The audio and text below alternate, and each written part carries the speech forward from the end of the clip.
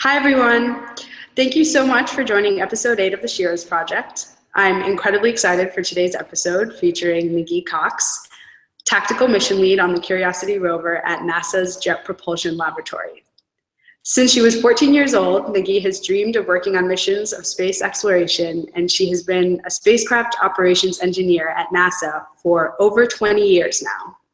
She has led and worked on interplanetary robotics missions, including the Galileo mission to Jupiter, the Mars exploration rovers, and the Kepler exoplanet Hunter, which almost sound like things out of a science fiction novel to me.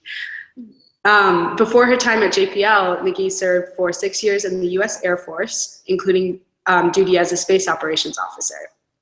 And in case your jaw has not already dropped, in 2015, Nagin was honored as a namesake for asteroid 14061 by its discoverers, and she's also received the NASA Exceptional Service Medal and 2 NASA Exceptional Achievement Medals.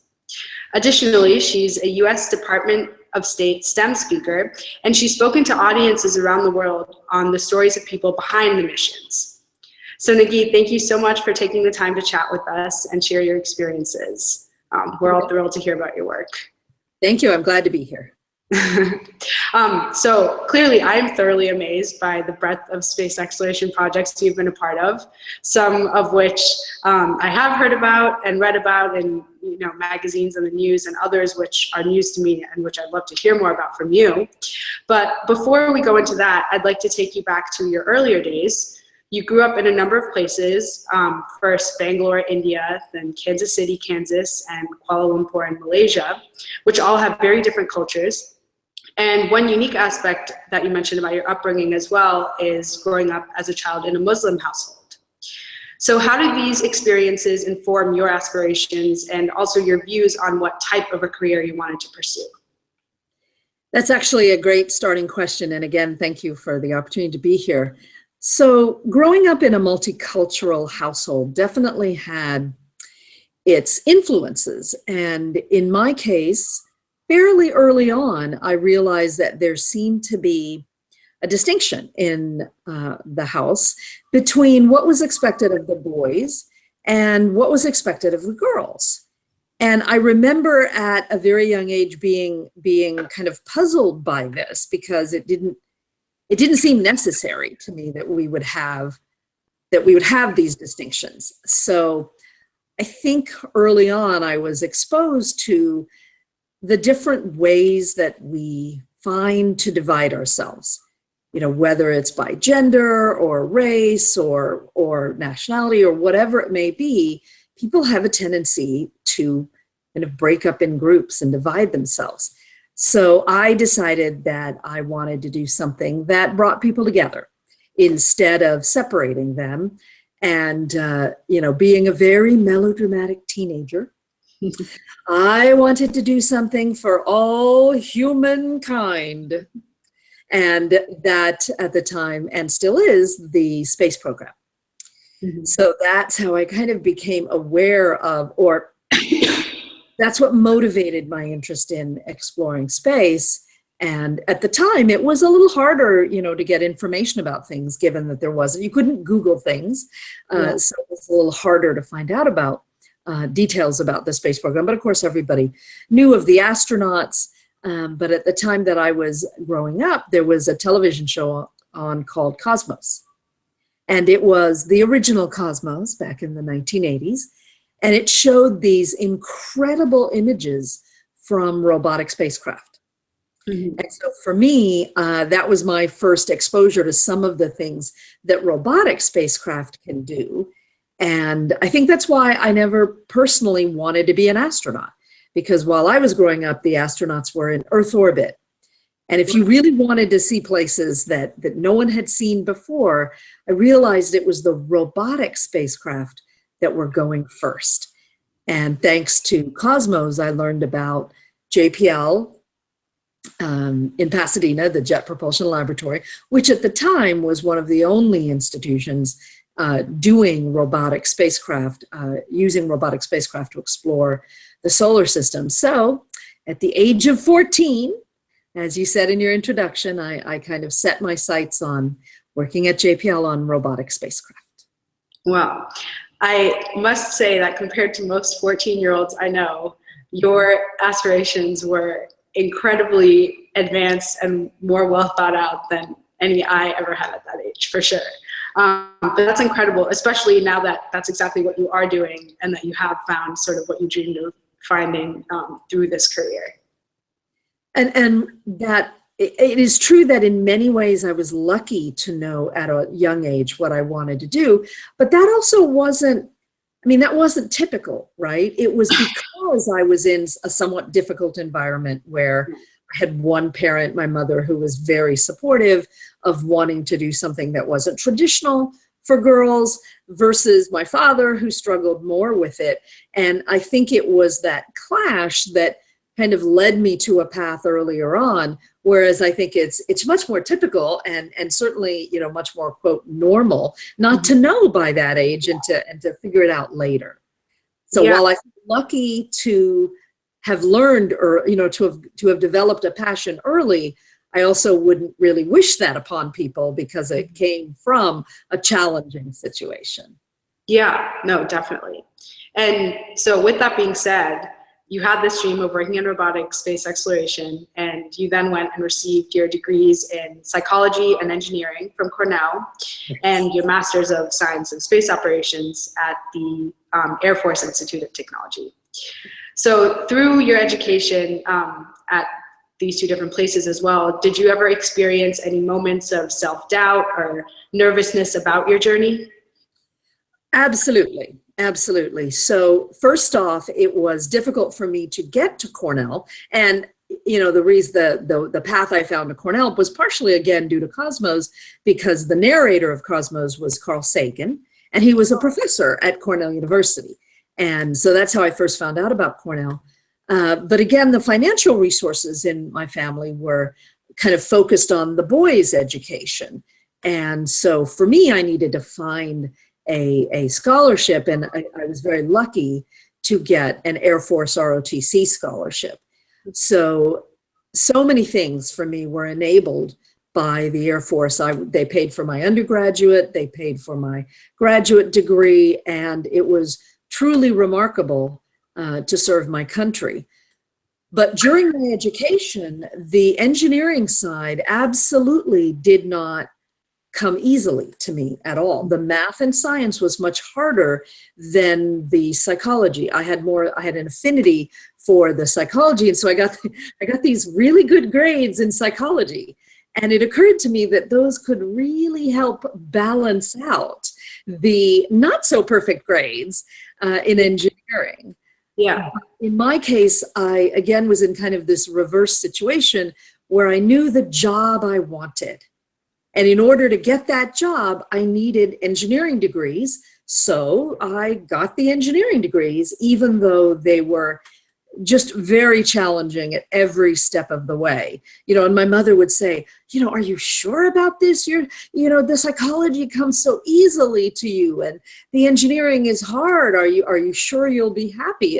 And she was, again, very supportive, but it clearly wasn't obvious to the outside observer why I was pursuing a degree that was definitely challenging for me, but it was because I knew JPL would be awesome if I could get there, and it has been.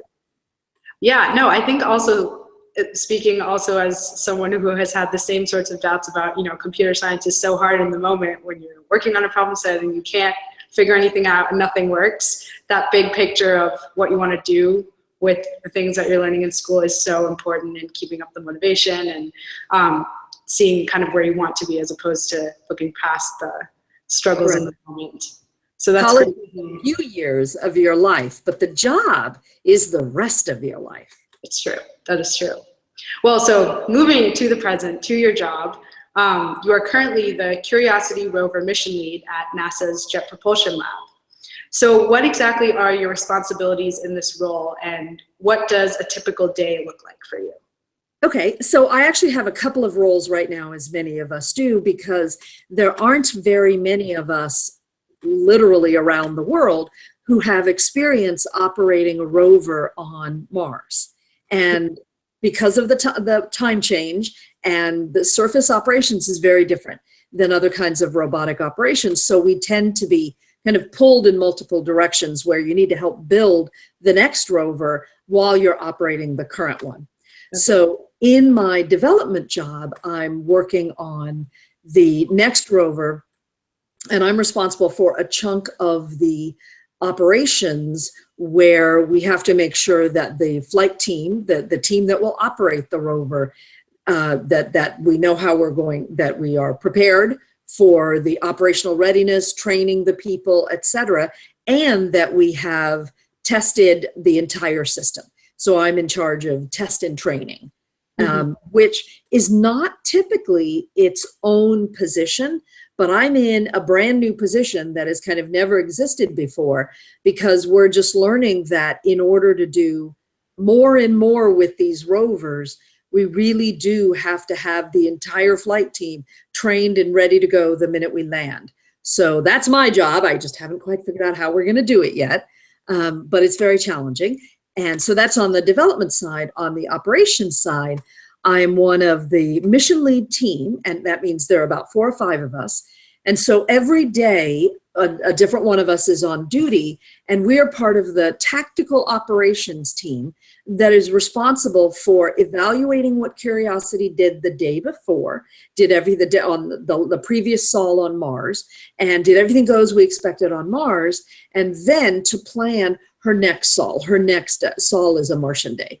Her next days of activities on Mars, and we'll do that while she's sleeping, so that she will sleep to conserve power, and because it gets very cold on Mars at night. And so while she's sleeping, we write her program for the next day, and we have to finish it and get it up to her before she wakes up, so she'll know what to do. And so it's amazingly rewarding to know that you're building commands that are going to go hundreds of millions of miles away, and a little SUV on Mars is going to carry out those commands just a few hours from when you build them. It's quite remarkable to think there's something on Mars that is moving around based on our commands. Yeah, that just absolutely blows my mind. But that's incredible that not only are you working on this, but that you understand it at like such a fine level. Mm-hmm.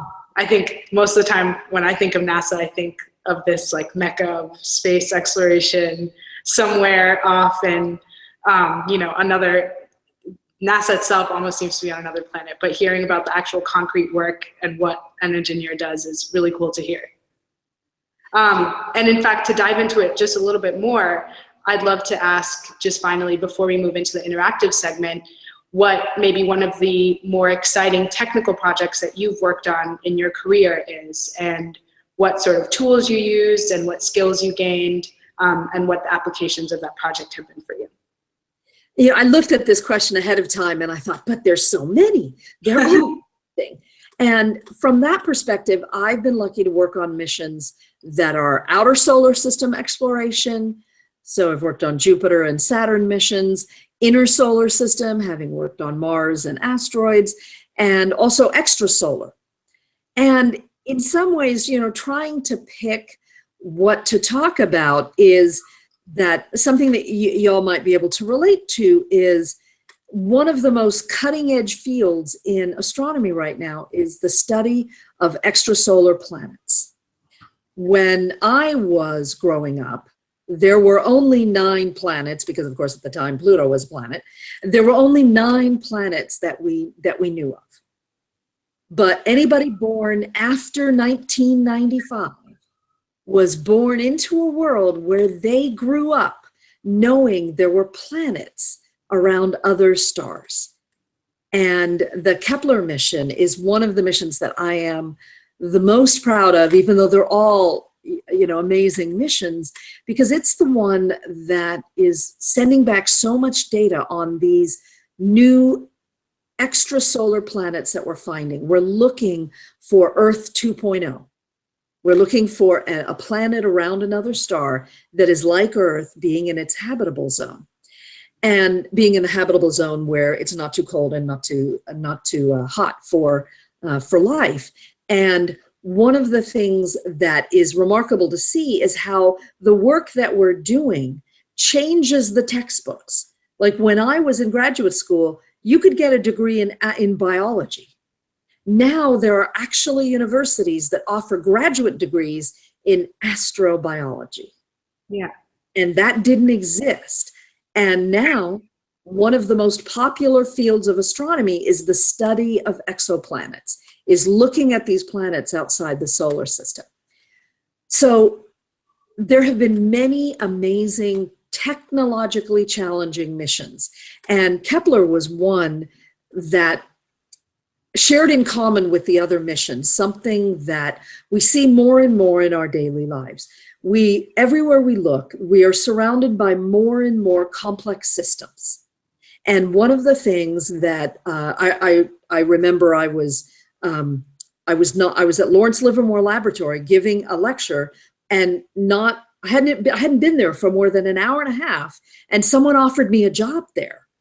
And I said, "Oh, thank you. I'm very happy at JPL." But I remember what they said was, "You seem very comfortable with complex systems." And more, that's what we're surrounded by. So one of the skills that these missions has given me is the ability to understand that you can't test everything end to end. Mm-hmm. And so when you're trying to convince a review board that you are going to safely land on Mars, or that you can launch this telescope that will see these teeny tiny planets very, very far away, you can't just say, "See, I did this one test," and that one test validates everything, because I can't demonstrate on Earth the entire landing system on Mars. So you get used to the idea that if you're trying to prove something works, you sometimes have to do that in pieces. You can do some by test, some by simulation, some by analysis, but in the end, you have to piece together a story that is convincing about why the whole thing will work. And even when you do, you still don't know until it actually happens on Mars. That's a great moral. Definitely crazy to think about, not just applying whatever you're doing in the Earth context, but all the way on Mars. That's exciting. So Nagin, thank you so much for sharing your story with us so far. I'd now like to open it up to the live Q&A, where folks on the Hangout can ask their own questions to you. Sounds good. Hi, I'm Shivani. I'm a sophomore at Duke. I'm pursuing a mechanical engineering degree with a interest in aerospace engineering. So basically, you're my idol. So I was very excited to be a part of this. Going back to what you were talking about, of how while you were in college, it seemed that like the grades showed that you should be more interested in psychology. For a lot of people that I've spoken to, they know like that they are like they're where they want to be. Like they want to be an engineering major, but a lot of times like the tests and just some of the things that you learn just seem like, when am I going to use this? Or they just seem like not as interesting. But you know that like you said, you looked and you wanted to be a part of JPL. But where would you say, like, other than just the future job and JPL, did you find motivation to get through those difficult classes and get through like those engineering courses that you thought might not have been as interesting as you'd hoped, or that just didn't come as easy to you? Like what motivated you to kind of get through those courses? Well, and hello, Shivani, thanks for that question. In my case, I did have a little bit of outside encouragement, in the sense that I had this Air Force scholarship that required a particular GPA. And so clearly I had to, apply myself. But, that's a very interesting question, especially if you don't know the kind of the exact job that you're going for. So how about, given that I've had the opportunity to speak in other parts of the world, et cetera, at this stage, I am an extremely firm believer in what I have seen of the flexibility an engineering degree gives you in your future. I know I'm biased, but I believe there is no better undergraduate degree than one in engineering. And that is because it gives you so much flexibility for the future. Let's say later you go, you know, this isn't quite right for me. I want to go back to med school, right? You still have a technical basis. If you decide, there's almost anything you decide you want to do, you have the starting point from the problem solving that you learn in engineering. When I give these lectures and I kind of get to tell everybody how amazing these missions are and how privileged I feel to be a part of it, over and over and over, people will walk up to me afterwards and say, I wish I could get involved in something like that. But because they have a non-technical degree only, then it's difficult to backtrack and change paths. We live in more and more of an extremely technological society. And just because you get an engineering degree doesn't mean you have to stay, in a cubicle working on an engineering problem. You can do anything with an engineering degree. And that I didn't know then, but I know it now.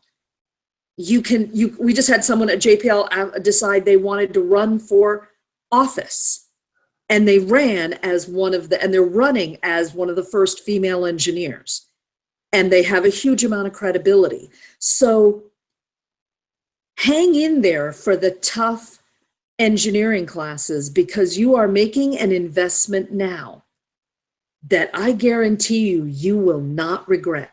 You will have so much flexibility whatever you decide to do in the rest of your life. It's just the best foundation that you can get. And I say that now, after 25 years in the business. That was not at all something I knew then. Thank you. You're welcome.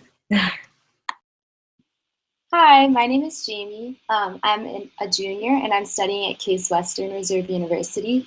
I'm majoring in biomedical and electrical engineering, so I'm really interested in integrating medicine, healthcare, and technology. I'm really excited to be on the show after hearing about your story and success. And so I had a question about experiencing your academic and professional career in a male-dominated field. I know that right now we're really lucky to be in a time where there's an emphasis for girls to be involved in STEM, but I know it wasn't always like this. So I was wondering if you could speak a little bit more about your experience. Absolutely. Hi, Jamie.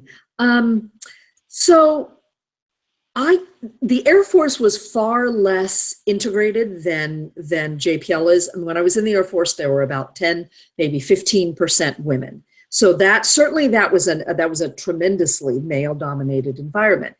At NASA, especially in operations, it can be anywhere from 30 to over 50%. That doesn't mean that it isn't still, like, we will notice if it happened, if we're in a room with all women. Happens every now and then, we'll go, hey, everyone in this meeting is a woman, right? So in most of our environments, we are still the minority. And while we are certainly, our generation of men, the men that are my contemporaries, they have every expectation that they will be around women and that those women are their equals. But sometimes we find ourselves in environments where, for some, we might be a little bit more, we aren't being as upfront or talkative or open with our opinions as we should. And I remember a particular time on the 2004 Rovers, Spirit and Opportunity, where there was just a tremendous amount of stress as we tried to build these rovers and get them ready. And we found that the women were kind of being overshadowed just by the fact that the guys were literally at a higher decibel level. They were, the project environment was tense enough that close to launch that they tended to literally speak louder than the women. And we gradually noticed this, and we ended up doing something that I think is just what works everywhere, which is we actually, a couple of the women who were more senior engineers, we noticed this was happening, and we gathered all of us together into one room, and we just started talking about it. and almost found that almost all of us had noticed it, but thought we were the only ones seeing it. So once we talked to each other and said, hey, yeah, I've been noticing the same thing, then we all were able to make a change. So as cliche as it sounds, it really is true that if you talk to each other, if you support each other, then you have less of a tendency to say, oh, that's just all in my imagination, or that's not, I'm seeing it and no one else is. So supporting each other and talking about things when you have a sense is very important. And so even if there's only one other woman in your environment, right, to make sure you're talking with her. And if there isn't another woman in your environment, then you seek out a mentor who might be someone that is somewhere close in your environment, so that you can check your perceptions of reality with someone else, and you'll very frequently find that what you're seeing is what is really happening. Thank you. So next we have a question from Sarah, who's here on the Hangout, but unfortunately the sound isn't working on her computer. So just to introduce Sarah, she graduated from Duke last spring as a mechanical engineering major, and she was a 2016 Baldwin Scholar and a member of the varsity field hockey team. She's currently getting her master's degree in aerospace engineering at Georgia Tech and studying in the Aerospace Systems Design Lab. And her question is, as an aspiring program manager for a company like JPL, I'm curious how much technical know-how you need on a daily basis versus a leadership skill set. What areas should I focus on in order to become a leader within the engineering field? That is actually a brilliantly insightful question. And JPL does tend to be a little bit different than some commercial companies, in that in the commercial environment, in the private sector, the leadership skill set is considered, that's what they're looking for in their leaders. And the sense is that you can learn to manage an aircraft acquisition as well as building cars or building something else, because the leadership aspect is what's common. At JPL, it is definitely different than that. The primary skill set you need there is to be extremely strong as in your technical skill set as an engineer. And the leadership and managerial skill set is considered secondary. We are fortunate that at a place like JPL, we have plenty of people who have all three. But even if you are a remarkably good leader and a great manager, in the environment I'm in, that is not at all enough if you aren't also strong technically. I will say that is very specific to JPL, and perhaps part of the reason that we have so few failures is that, but it is not typical. That's JPL, where technical is king, and that's very specific to where I work. Hi, my name is Sofia, and I'm an exchange student from Spain. Right now, I'm a junior at high school in California. So I saw your tech talk. So I just wanted to ask you, what difficulties did you found in the schedule? Because you said that each day you had 40 minutes extra in your day. So what difficulties did you found, and also in your social life with your friends or meeting people? So, yeah, that's a great question, and I'll try to answer briefly, even though there's so much to say about this. It affected everything. It affected everything because, and we ended up getting very closely bonded to the people that we were working on the mission with. And that's part of the reason that you only do this for 3 months. And I made mention of the fact that you end up feeling like Martians and you start referring to everyone else as Earthlings, is because you truly do get separate. We were on a schedule that no one else on this planet was on. And you get out of sync with your family, you get out of sync with your spouse. That's part of what makes it hard. It affects everything. You don't have a social life for those 3 months. You end up socializing with your crew. And in that way, it's like you're astronauts flying to Mars, because the only people who are really experiencing what you're experiencing are the other members of the flight team. So you become very close to them, but you become increasingly separated from the Earthlings and the people who aren't working on the mission. So it's a blast, but it is hard on families and everything else. Thank you. Thank you. Hi, I'm John Franklin. I'm a physics major at Duke, and I do research here on a detector that detects neutrinos from supernovas. So I'm interested in the future, possibly working for NASA and studying astrophysics. I was wondering, are there any big questions that you thought that the Curiosity rover might answer that it hasn't answered yet? Hi, John. That is definitely a great question, and there are many questions. The major one that we went to answer was, could Mars once have been habitable? Was the water that we know that was there in the past there long enough to have created an environment for life?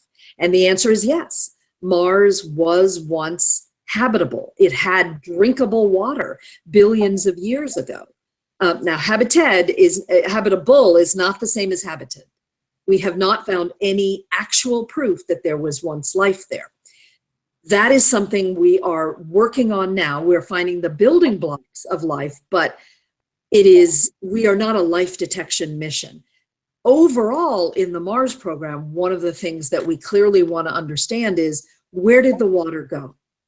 If Mars was once more like Earth, and we are busy conducting an uncontrolled experiment in climate change in our own planet, we would very much like to know why Mars changed.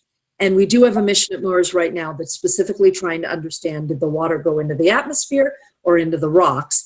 But that is one we'd really like to pursue, not just to learn about Mars, but because it has so much implications for our ability to take care of our own planet. Thank you. Absolutely.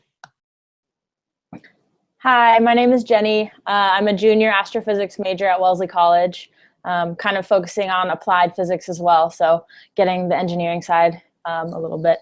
My question for you is, do you think humans will one day make it to Mars? If so, when and how, and would you want to work on that technology? Great questions. And do I think humans will make it to Mars? I think we will. It's a matter of, and the target right now is about the 2030s or the 2040s, so you guys are all the right age. But it is often a matter of political will. So, for example, if China decided right now that they were going to send a mission to Mars, they could do so. They have the money, and they're not necessarily, they don't go through the same democratic process that we have, where there might be discussions about where should the money be spent relative to something else. So the difficulty is in always when you're trying to do something that's long-term like that. And the election cycle tends to have people, have the politicians understandably focus on just the next few years. It can be hard to build a program that has the momentum that it needs, where something might take 10, 15, 20 years to accomplish. So I do think we will send people to Mars eventually. You're absolutely right that there's quite a bit of technology that needs to be developed. And one of the things that I was working on is called MOXIE. And if you saw the movie The Martian, in the movie there's something called the oxygenator, which is how they will produce oxygen on Mars. And at the 2020 rover actually has a prototype of the oxygenator, where we will be sending a reverse fuel cell to take in the Martian atmosphere, separate it into O2 and carbon monoxide, and go through the beginning stages of actually producing oxygen on Mars, so that eventually we can send an entire oxygen production plant to Mars that will sit there for 2 years making oxygen before the astronauts arrive. That is an example of how we really have to start now to develop the technology we need to support the astronauts, so that when they're going in the 2040s and the 2030s, we have everything ready for them to make that journey. Great, thank you so much. It's been such a pleasure listening to you talk. Thank you, thank you. And with that last question from Jenny, the episode is coming to an end.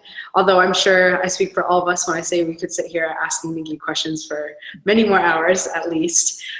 This has been really incredible to hear your perspective, not only on the educational aspects of coming into this field, given your background, but also the perspective on the technologies that you're working on and the questions that NASA and JPL specifically is trying to answer.